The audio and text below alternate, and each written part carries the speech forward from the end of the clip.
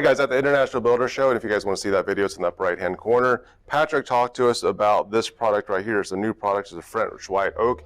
They had this on display as well, and one of the things he mentioned, and unfortunately I wasn't able to film this while I was there, was that you've got different directions for this grain. So you've got the wood grain, which is going this way, and also they've got a simulated cross-cut grain, which is going this way.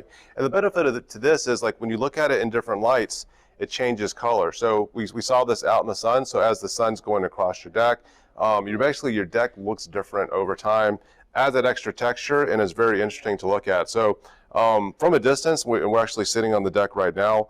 This looks like real wood, it looks like aged wood, and it doesn't necessarily have that shiny gloss that you typically see with most plastics in the deck or most of the polymers in the deck. So again, it's a matte finish, it has that extra texture, and also has a realistic cross-cut grain as well.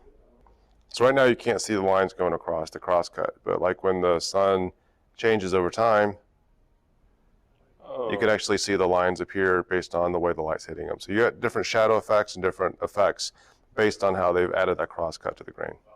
This is a display that's at Timbertown, and again, samples around it, but you can kind of see, from a distance, it does have a nice realistic look. And fluorescent lights in here, you don't have the sun hitting it, but I have seen this display out in the open with the sun hitting it, and then those different shadows does give it that authentic look.